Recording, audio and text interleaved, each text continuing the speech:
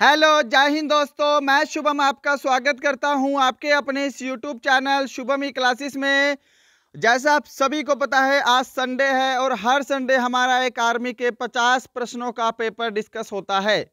आज के पेपर में भाग 1 सामान्य ज्ञान, भाग 2 सामान्य विज्ञान, भाग 3 गणित और भाग 4 में रीजनिंग शामिल है।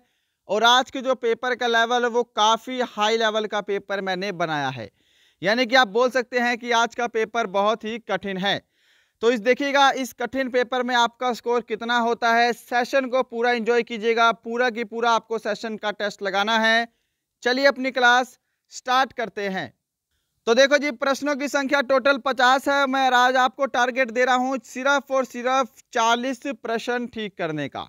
यदि आज आपने 40 प्रश्न ठीक कर दिए तो समझना कि आपकी तैयारी बहुत ही बेहतरीन है। तो चलिए स्टार्ट करते हैं। आज का पहला क्वेश्चन आपके सामने स्क्रीन पर सामान्य ज्ञान से जल्दी से आपको आंसर देना है। आज किसी भी प्रश्न के ऑप्शन नहीं बोले जाएंगे। पहला प्रश्न है, where in India is the Eden Garden stadium related to sport cricket. खेल क्रिकेट से संबंधित ईडन गार्डन स्टेडियम भारत में कहां पर स्थित है? बिल्कुल करेक्ट आंसर जिन्होंने ऑप्शन ए दिया है कोलकाता, उनका राइट है जी। क्वेश्चन नंबर सेकंड आपके सामने, जल्दी से आंसर देना है। Archery is the national sports of which country. तीरंदाजी किस देश का राष्ट्रीय खेल है? तो बिल्कुल करेक्ट आंसर जिन्होंने भी ऑप्शन डी दिया है उनका राइट है जी। भूटान का राष्ट्रीय खेल है तीरंदाजी। ओके, चलो क्वेश्चन नंबर थर्ड का आंसर जल्दी से देंगे सभी। Who is the author of book the brief history of time. The brief history of time पुस्तक के लेखक कौन है? Very very important question. तो जिन्होंने भी इस प्रश्न का राइट आंसर ऑप्शन बी दिया है स्टीफन हॉकिंग, उनका करेक्ट आंसर है जी। क्वेश्चन नंबर 4 आपके सामने, जल्दी से आंसर दीजिएगा। When was the Nobel prize of synthesis of artificial genetics award to Hargobind Khorana. Hargobind Khorana को कृत्रिम जीन के संश्लेषण के लिए नोबेल पुरस्कार कब प्रदान किया गया? देखो, आपसे रविंद्रनाथ टैगोर के बारे में सन भी पूछा जा चुका है और आपसे पूछा गया है कि किसके लिए मिला है। तो यहाँ पे हरगोविंद खुराना को ऑप्शन ए करेक्ट आंसर होगा। 1968 में कृत्रिम जीन संश्लेषण के लिए नोबेल प्राइज दिया गया। क्या सभी ने आंसर सही दिया है? क्वेश्चन नंबर 5 आपके सामने, जल्दी से आंसर देना है। Dandiya is the famous folk dance of which state. Dandiya किस राज्य का प्रसिद्ध लोक नृत्य है? ऑप्शंस आपके सामने हैं जी। तो जिन्होंने भी इस प्रश्न का सही जवाब ऑप्शन बी दिया है गुजरात, उनका आंसर बिल्कुल करेक्ट है। आंसर ऐसे ही आपको साथ साथ मैच करते जाना है सभी प्रश्नों के। इसी के साथ क्वेश्चन नंबर 6 आपके सामने, when is Ambedkar Jayanti celebrated. Ambedkar Jayanti कब मनाई जाती है? बिल्कुल करेक्ट आंसर मैच कीजिएगा। क्या आप सभी ने ऑप्शन सी को दिया है? ऑप्शन सी 14 अप्रैल बिल्कुल करेक्ट है जी।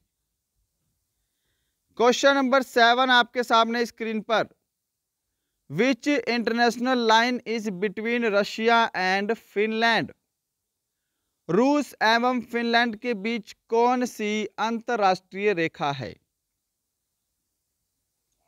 बिल्कुल करेक्ट आंसर जिन्होंने भी इस प्रश्न का ऑप्शन ए दिया है मेन रहीम रेखा, उनका करेक्ट आंसर है जी। आंसर मैच करते जाइएगा, आज के प्रश्नों का लेवल बहुत ही हाई है। रूस एवं फिनलैंड के बीच मेन रहीम रेखा है। क्वेश्चन नंबर 8 आपके सामने, जल्दी से आंसर देना है। Who among the following was the founder of Garhwal dynasty. निम्न में से कौन गढ़वाल वंश का संस्थापक था? आंसर जल्दी से दीजिएगा। गढ़वाल वंश का संस्थापक बिल्कुल करेक्ट आंसर होगा इसका option A, Chandradev. Question number 9 आपके सामने स्क्रीन पर। When did slavery end by Akbar? Akbar द्वारा दास प्रथा का अंत कब किया गया? और ये वाला प्रश्न आपके आर्मी में पूछा जा चुका है।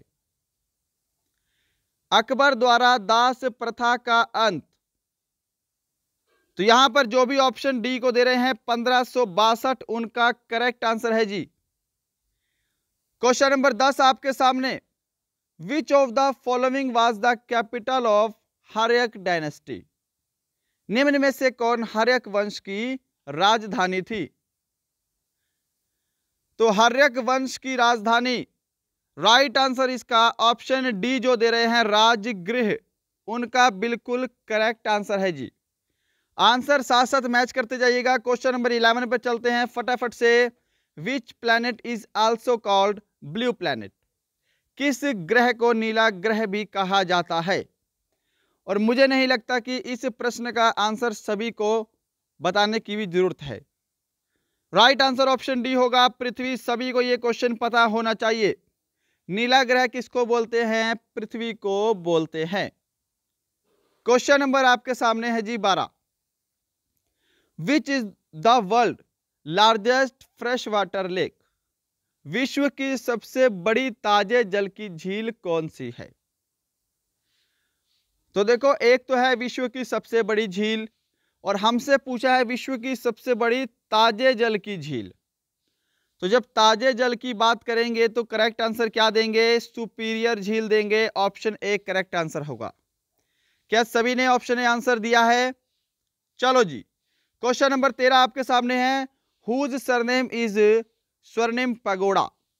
स्वर्णिम पैगोडा का देश किसका उपनाम है? बहुत ही इंपॉर्टेंट क्वेश्चन। मैं उम्मीद करूंगा सेशन भी आपको हेल्पफुल लग रहा होगा। स्वर्णिम पैगोडा का देश बोलते हैं म्यांमार को। ऑप्शन सी इसका करेक्ट आंसर होगा। क्वेश्चन नंबर 14 आपके सामने। Which of the following is an example of direct tax? निम्नलिखित में से कौन सा प्रत्यक्ष कर का उदाहरण है? प्रत्यक्ष कर का उदाहरण, ऑप्शन यहां पे डी जिन्होंने दिया है कॉरपोरेशन टैक्स, निगम कर, उनका करेक्ट आंसर होगा ऑप्शन डी। और ये जो तीनों हैं ये क्या है? ये तीनों अप्रत्यक्ष कर के एग्जाम्पल हैं।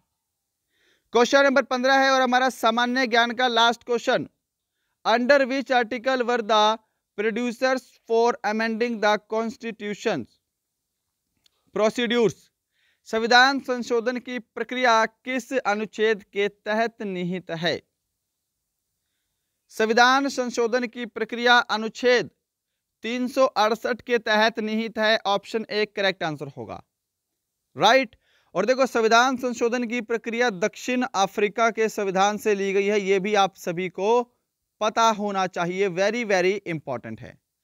तो ये हमारे सामान्य ज्ञान कंप्लीट होता है। आज का लेवल आप सभी को पता लग रहा होगा कि काफ़ी हार्ड है, बट हार्ड लेवल जान के बनाया गया है। रोज रोज आसान लेवल नहीं करना चाहिए। आज हार्ड लेवल है तो आज सिर्फ और सिर्फ आप 40 भी करके दिखाओ। अगर आप इसके इर्द गिर्द 38-39 तक भी पहुंचते हैं तब भी आपने अच्छी मेहनत की है, आपका स्कोर अच्छा है। राइट। सेशन को बिल्कुल कंप्लीट देखना है आपको। क्वेश्चन नंबर 16 है आपके सामने। नाव से किनारे पर कूदने पर नाव को पीछे की ओर हट जाना न्यूटन का कौन सा नियम कहलाता है? जल्दी से आंसर दीजिएगा जी सभी। करेक्ट आंसर जिन्होंने भी ऑप्शन सी दिया है ना, तृतीय नियम, उनका करेक्ट आंसर है जी। क्वेश्चन नंबर 17 आपके सामने। What is the SI unit of energy? ऊर्जा का एसआई मात्रक क्या है? तो क्या आंसर होगा जी इसका? इसका आंसर होगा option D, joule. Question number 18 आपके सामने। Sounds waves are? ध्वनि तरंगे होती हैं। ऑप्शन आपके सामने हैं। ध्वनि तरंगे किस प्रकार की तरंगे हैं? आपको आंसर देना है। जल्दी से आंसर दीजिएगा और राइट आंसर मैच करेंगे मेरे साथ। क्या आप सभी ने ऑप्शन बी को आंसर दिया है? अनुदैर्घ्य तरंग होती हैं ध्वनि तरंगे। Got it? चलो जी, क्वेश्चन नंबर 19 आपके सामने, by which method the atmosphere is heated, वायुमंडल किस विधि के द्वारा गर्म होता है। बहुत ही इंपॉर्टेंट और आसान प्रश्न है। वायुमंडल किस विधि के द्वारा गर्म होता है? सही जवाब होगा इसका ऑप्शन बी, संवहन। संवहन के द्वारा वायुमंडल गर्म होता है। क्वेश्चन नंबर 20 आपके सामने, जल में पड़ी परख नली का चमकना उदाहरण है। जल में पड़ी परख नली का चमकना किस बात का उदाहरण है? ऑप्शन आपके सामने है और ये क्वेश्चन आपके एग्जाम में एक बार रिपीट हो चुका है। सही जवाब रहेगा इसका option A, total internal reflection, पूर्ण आंतरिक परावर्तन। क्वेश्चन नंबर 21 आपके सामने जी, what is often the capacity of a convex lens, उत्तल लेंस की क्षमता प्रायः होती है। आंसर दीजिएगा जल्दी से जल्दी। उत्तल लेंस की क्षमता जो होती है वो क्या होती है? पॉजिटिव होती है, धनात्मक होती है। और जो ऋणात्मक है वो क्या है? अवतल लेंस की क्षमता है। ये ध्यान रखिएगा, वेरी वेरी इंपॉर्टेंट क्वेश्चन है जी। क्वेश्चन नंबर 22 आपके सामने, which of the following is the best conductor of electricity, निम्न में से क्या विद्युत का सबसे अच्छा चालक है? क्वेश्चन ये भी पूछा गया है आपके एग्जाम में। विद्युत का सबसे अच्छा चालक होता है सिल्वर यानी कि चांदी। ऑप्शन बी करेक्ट आंसर होगा। जिन्होंने भी इस प्रश्न का सही जवाब ऑप्शन बी दिया है उनका आंसर करेक्ट है। बढ़ते हैं नेक्स्ट पे, क्वेश्चन नंबर 23 आपके सामने। क्वेश्चन नंबर 23 हिंदी में पढ़ेंगे इसको, यदि कोई इंग्लिश लैंग्वेज वाले हैं तो वो इंग्लिश में रीड करेंगे। समान ताप एवं दाब पर सभी गैसों के समान आयतन में अणुओं की संख्या समान होती है, यह किसका नियम है? क्वेश्चन का लेवल हार्ड है, बहुत सारे विद्यार्थी इसका आंसर नहीं दे पाएंगे। ऑप्शन सी करेक्ट आंसर होगा, अवोगाद्रो का नियम। क्वेश्चन नंबर 24 आपके सामने, जल्दी से इस प्रश्न का आंसर देना है। विच acid is used in purification of gold and silver. बहुत ही इंपॉर्टेंट क्वेश्चन और ये क्वेश्चन भी आपके एग्जाम में आ चुका है।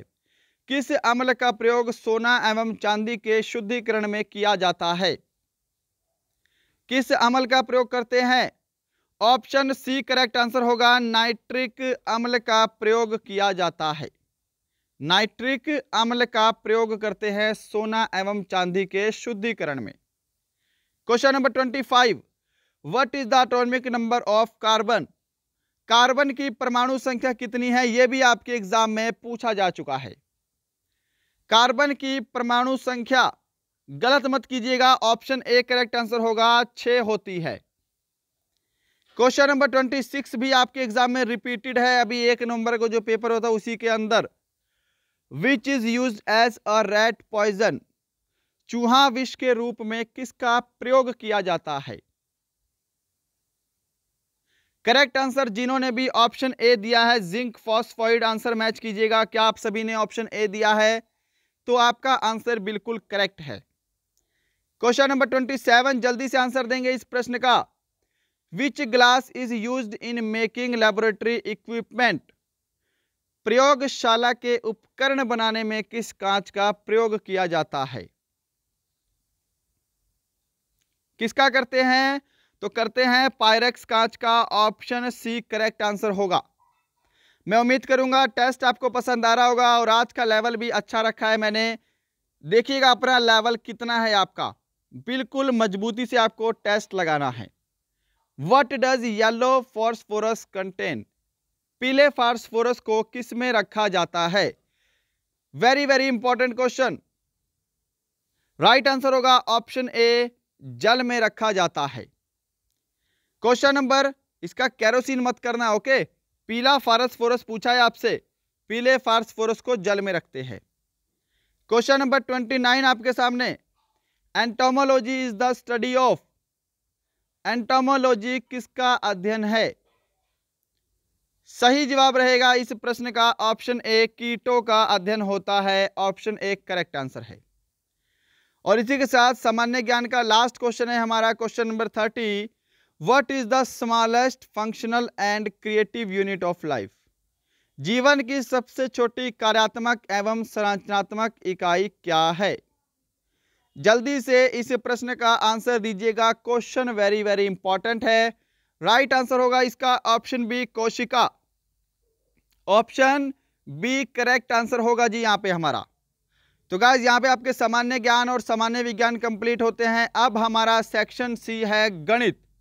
और देखो यहाँ से बहुत सारे विद्यार्थी वापस जाएंगे, तो मैं उन सभी को बोलूंगा कि अपना टेस्ट बिल्कुल कंप्लीट लगाएं। संडे का मॉडल पेपर फिर आपको अगले संडे को ही देखने को मिलेगा।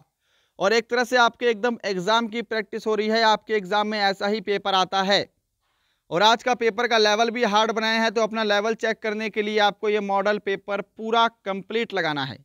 सभी का स्कोर कमेंट बॉक्स में चाहिए। जल्दी से इस प्रश्न का आंसर देंगे। अब एक घन की प्रत्येक भुजा को 2 गुणा करने पर इसके आयतन में कितने प्रतिशत की वृद्धि होगी?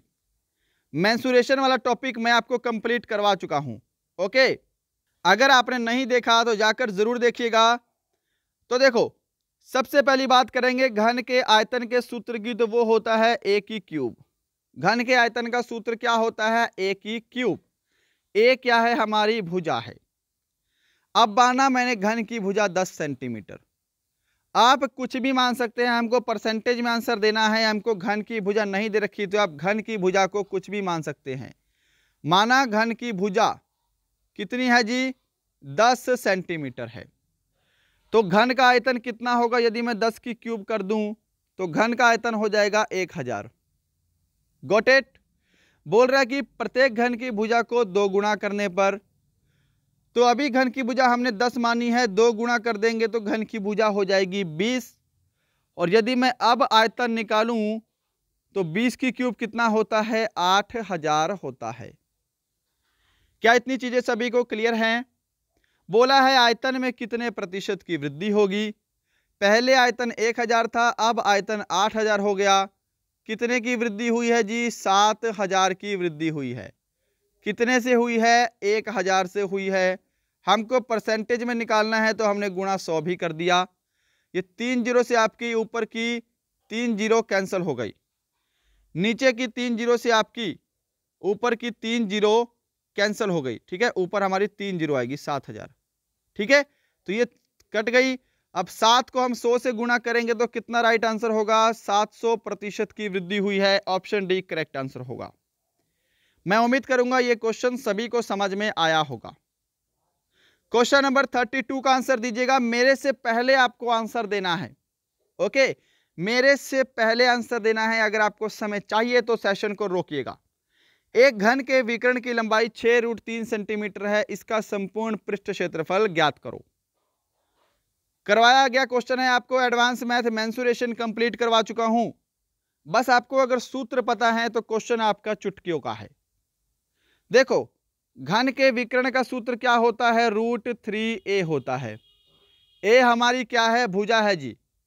ओके, और घन के संपूर्ण पृष्ठ क्षेत्रफल का सूत्र क्या होता है? वो होता है 6a²। ए हमारी क्या है? भुजा है। अब देखिए इसको कैसे सॉल्व करेंगे। घन के विकर्ण की लंबाई 6√3 सेंटीमीटर है। तो देखो, ये विकर्ण का सूत्र हो गया और विकर्ण दे रखा है 6√3, दोनों एक दूसरे के बराबर हो गए। ये √3 से आपका ये √3 भाग हो जाएगा, तो a का मान कितना आ जाएगा? आपका 6 आ जाएगा। अब a का मान 6 आ गया। संपूर्ण पृष्ठ क्षेत्रफल निकालना है, इसके अंदर वैल्यू पुट कर दो। 6 गुणा 6 का स्क्वायर है ना, a हमारा 6 आया है। तो देखो, चिकम चिकम 36 को यदि मैं 6 से गुणा करूंगा तो डायरेक्टली आपका आंसर कितना आएगा? 216 आएगा। जिन्होंने भी ऑप्शन ए आंसर दिया है ना, उनका आंसर बिल्कुल करेक्ट है। चलें आगे। चलो जी, क्वेश्चन नंबर 33 आपके सामने। Very very important and very very easy question.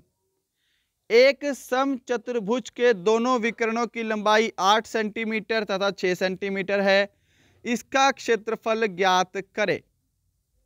तो देखो, मैंने आपको क्या बोला था कि जब भी समचतुर्भुज हो और उसके विकर्णों की आपको लंबाई दे दे तो हमारे क्षेत्रफल का सूत्र क्या होगा? 1/2 विकर्णों का गुणनफल, है ना, 1/2 विकर्णों का गुणनफल। बस अब देखो यहाँ पे 1/2, एक विकर्ण आपको 8 सेंटीमीटर दिया है, दूसरा विकर्ण आपको 6 सेंटीमीटर दिया है। सिंपल सी बात है, यहां से आपका आंसर आ जाएगा 2 एकम 2, 2 तिया 6, 8 तिया कितने होते हैं जी? 24 होते हैं। तो 24 वर्ग सेंटीमीटर आपका करेक्ट आंसर होगा। जिन्होंने भी ऑप्शन बी को आंसर दिया है ना, उनका उत्तर बिल्कुल सही है। बढ़ते हैं नेक्स्ट क्वेश्चन पे। क्वेश्चन नंबर आपके सामने 34, जल्दी से आंसर दीजिएगा। शुरू के 5 प्रश्न एडवांस मैथ से हैं। एक समकोण त्रिभुज की भुजाएं क्रमशः 3 सेंटीमीटर, 4 सेंटीमीटर तथा 5 सेंटीमीटर है, इसका क्षेत्रफल ज्ञात करो। तो देखो जी, समकोण त्रिभुज क्या है, इस तरह से होता है। ये मान लो आपका क्या है जी, समकोण त्रिभुज है, ठीक है। इसके अंदर एक को 90 डिग्री होता है। जो सबसे बड़ी भुजा है वो क्या होती है? विकर्ण होती है। और ये आपका बेस हो गया, ये आपकी हाइट हो गई, ठीक है। समकोण त्रिभुज के क्षेत्रफल का सूत्र क्या होता है? 1/2 आधार गुणा ऊंचाई, 1/2 आधार गुणा ऊंचाई। तो सोल्व करते हैं। 1/2 आधार कितना है आपका? 3 सेंटीमीटर है, और ऊंचाई कितनी है आपकी? 4 सेंटीमीटर है। बस 2 एकम 2, 2 दूनी 4, 3 दूनी 6 वर्ग सेंटीमीटर आपका करेक्ट आंसर होगा, जिन्होंने भी ऑप्शन ए को आंसर दिया है। मैं उम्मीद करूंगा आप सभी को समझ में आ रहा होगा और आप बिल्कुल करेक्ट आंसर दे रहे हैं। अपना टेस्ट जरूर लगाइएगा, आपको एग्जाम में इतना फायदा मिलने वाला है मॉडल पेपर्स लगाने से कि आप सोच भी नहीं सकते। चलो जी, क्वेश्चन नंबर 35 आपके सामने है। जल्दी से इस प्रश्न का आंसर देना है। एक वर्ग की प्रत्येक भुजा की लंबाई में 40% वृद्धि करने पर इसके क्षेत्रफल में कितने प्रतिशत की वृद्धि होगी? कितना सिंपल सा क्वेश्चन है, जल्दी से इस प्रश्न का आपको सही आंसर देना है। तो देखो जी, वर्ग का क्षेत्रफल क्या होता है? ए स्क्वायर होता है। समझ रहे हो ना? भुजा गुणा भुजा। अब देखो, माना मैंने वर्ग की भुजा, माना वर्ग की भुजा कितनी है? 10 सेंटीमीटर है। अब आप बोलेंगे आपने 10 ही क्यों लिया? तो आप 10 की जगह कुछ भी ले सकते हैं, 1, 2, 5, 10, 15, 20, 100, 150, आपका आंसर सेम ही आने वाला है। तो यदि मैं वर्ग की भुजा 10 मान रहा हूं, तो वर्ग का क्षेत्रफल कितना होगा? इस समय हम 10 का स्क्वायर कर देंगे तो कितना हो जाएगा इस समय? 100 वर्ग सेंटीमीटर। यदि बोल रहा है कि प्रत्येक भुजा में 40% की वृद्धि कर दी, वर्ग की भुजा हमने 10 मानी थी, यदि हम इसमें 40% की वृद्धि कर देंगे तो वर्ग की भुजा कितनी हो जाएगी? 14 हो जाएगी। ये तो काम कर लोगे? तो देखो, अगर मैं अब वर्ग का क्षेत्रफल निकालूं, 14 का स्क्वायर करूं तो कितना होगा? 196 होगा। इतना स्टेप समझ में आया है? इसके क्षेत्रफल में कितने प्रतिशत की वृद्धि हुई, हमको ये निकालना है। देखो, पहले क्षेत्रफल था 100, अब कितना है? 196। कितने की वृद्धि हुई है? 96 की वृद्धि हुई है। किससे हुई है? 100 से हुई है। परसेंटेज के लिए गुणा क्या करेंगे? 100 करेंगे। ये 100 से आपका ये 100 कैंसिल हो गया। 96% आपका करेक्ट आंसर होगा। ऑप्शन ए जिन्होंने आंसर दिया है जी, उनका राइट आंसर है। मैं उम्मीद करूंगा सभी को समझ में आ रहा होगा। क्वेश्चन नंबर 36 आपके सामने। अब जल्दी से इस प्रश्न का आंसर देना स्टार्ट करो। जल्दी से आंसर दीजिएगा। धनराशि 900 रुपए पर 2% वार्षिक ब्याज की दर से कितने समय में साधारण ब्याज 54 रुपए होगा? हमको क्या निकालना है? कितने समय में, यानी कि हमको टाइम निकालना है। और समय का सूत्र क्या होता है? साधारण ब्याज गुणा 100, नीचे आपका क्या होगा? मूलधन गुणा दर प्रतिशत। सिंपल सी बात है। अब यहां पे वैल्यू पुट कर देते हैं। यहीं पे साधारण ब्याज कितना है आपका? 54 है। 54 गुणा 100, मूलधन आपको कितना दे रखा है जी? यहाँ पे मूलधन दे रखा है आपको 900 रुपए, और दर आपको दे रखी है 2%। बस अब यहां पे काटा पीटी करो, आंसर आ जाएगा। ये 2 जीरो से आपकी ऊपर की 2 जीरो कट गई, 9 से कैंसिल करूंगा, 9 छिके 54, और 2 से कैंसिल कर रहा हूं, 2 तिया 6, तो कितना आंसर आएगा? 3 वर्ष। कहां पे है? ऑप्शन ए में है। जिन्होंने ऑप्शन ए आंसर दिया है उनका आंसर करेक्ट है। ये वाला टॉपिक मैंने आपको अभी तक करवाया नहीं है, साधारण ब्याज है ना, बहुत ही जल्दी इसके ऊपर वीडियो लेकर आएंगे। चलो जी, क्वेश्चन नंबर 37 का आंसर जल्दी से देंगे सभी। 1280 के 20% का मान ज्ञात करो। बहुत ही आसान प्रश्न है। यहां पे देखो 1280 का मतलब गुणा 20% का मान यानी कि 20/100। बस 2 जीरो से आपकी 2 जीरो कट गई। 8 दूनी 16 का 6 हासिल 1, 2 दूनी 4 और 1 5, 2 एकम 2, 256 आपका करेक्ट आंसर होगा। ऑप्शन बी जिन्होंने आंसर दिया है उनका आंसर करेक्ट है। चलो जी, क्वेश्चन नंबर 38 आपके सामने है। जल्दी से इस प्रश्न का आंसर दीजिएगा। ट्रेन वाले चैप्टर से क्वेश्चन है। ये वाला टॉपिक भी मैं शायद आपको अभी तक नहीं करवाया है। आंसर दीजिएगा जल्दी से इस प्रश्न का। एक 280 मीटर लंबी रेलगाड़ी 220 मीटर लंबे प्लेटफॉर्म को 60 किलोमीटर प्रति घंटे की गति से कितने समय में पार करेगी? और आंसर आपको दे रखा है सेकंड्स में। तो देखो पहला कॉन्सेप्ट, यदि ट्रेन किसी प्लेटफार्म को पार कर रही है तो ट्रेन के साथ हम प्लेटफार्म की लंबाई भी जोड़ते हैं, यह हो जाता है टोटल डिस्टेंस। दूसरी बात, किलोमीटर प्रति घंटा है, आपको इसको मीटर प्रति सेकंड में बदलने के लिए हमको 5/18 से गुणा करना होता है। यह रही दूसरी बात। तो यहां पे देखो, यहां पे मैं अभी गुणा कर लेता हूं, क्या अभी नहीं, बाद में कर लेंगे, ठीक है। ये आपकी गति आ जाएगी मीटर प्रति सेकंड में, क्योंकि हमको आंसर सेकंड में निकालना है। अब देखो आपको बोला है क्या? समय। तो टाइम का सूत्र आपको पता होना चाहिए, डिस्टेंस अपॉन स्पीड होता है। ओके, अब बढ़ते हैं इसके सॉल्यूशन की तरफ। तो देखो डिस्टेंस कितना है टोटल, ट्रेन के साथ प्लेटफार्म की लंबाई भी जुड़ेगी तो टोटल कितना हो जाएगा? 500 हो जाएगा। 280 प्लस 220। स्पीड कितनी दे रखी है आपको? 60 किलोमीटर प्रति घंटा। इसको मीटर प्रति सेकंड में बदलने के लिए हम 5/18 से गुणा करेंगे, तो ये 18 नीचे न रहकर कहां चला जाएगा? ऊपर चला जाएगा। इतना स्टेप सभी को समझ में आया है ना? अब इसको कैंसिल करो और आपका आंसर आ जाएगा। देखो सीधा ही 5 से ये ऊपर कितनी बार में जा रहा है? आपका 100 टाइम में जा रहा है। ओके, अब 1 जीरो से आपकी ये जीरो कट गई। 6 कम 6, 6 तिया 18, 3 दहा 30, तो 30 सेकंड आपका राइट आंसर होगा ऑप्शन बी।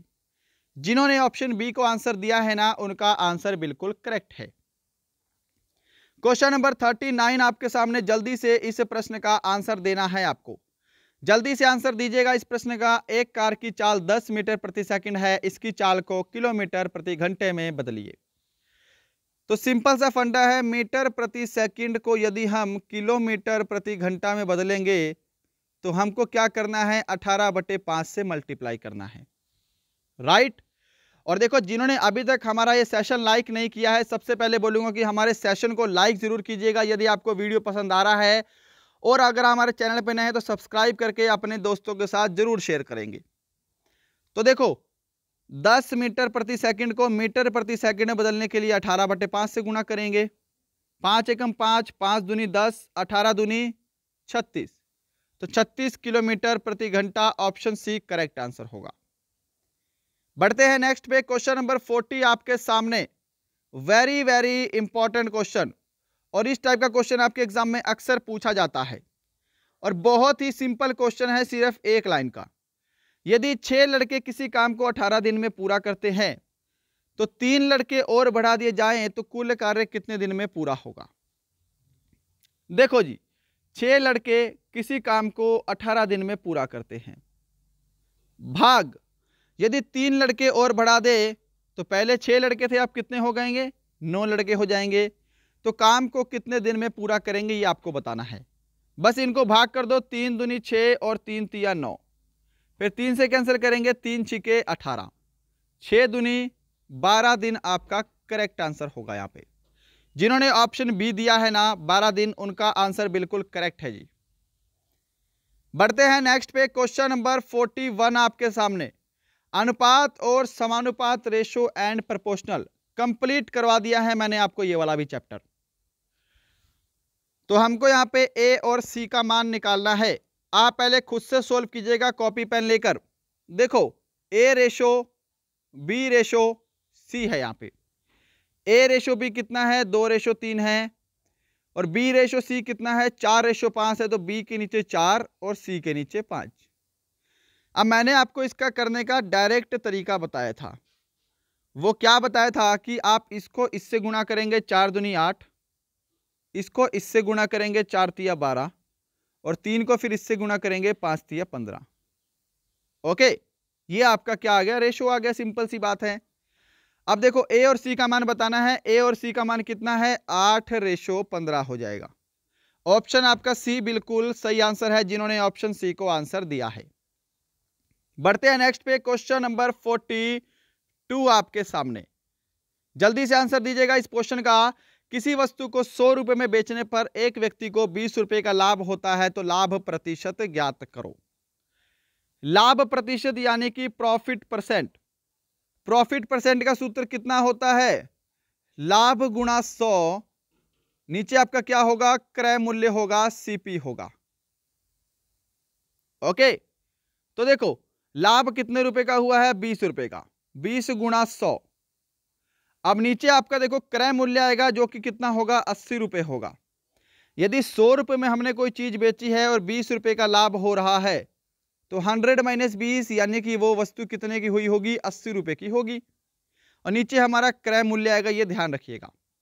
20 एकम 20, 20 चौके 80, 4 से कैंसिल करेंगे, यहाँ पे कितनी बार में जाएगा 25%। आपका राइट आंसर होगा ऑप्शन बी।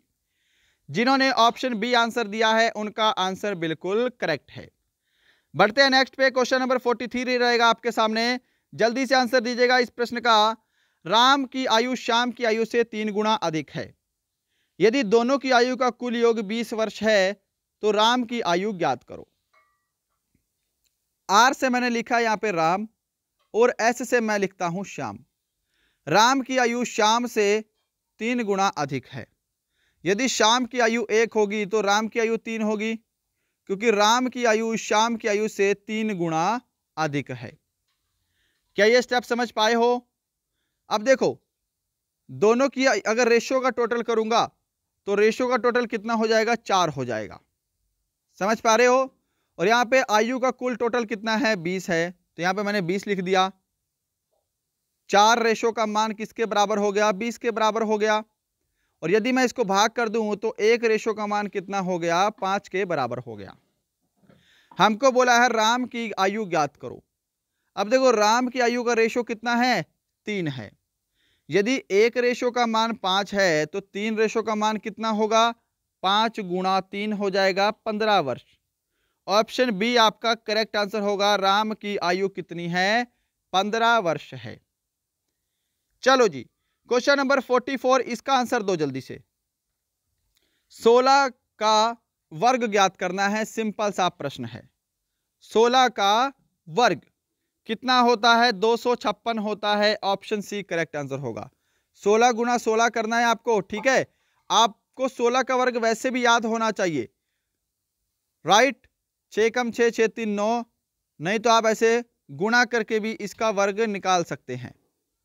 ओके, 9 6 15, यहाँ पे 256।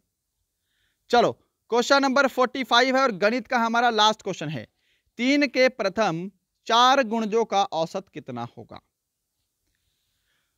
तो 3 के प्रथम 4 गुणज लिखो पहले, 3 6 9 और 12।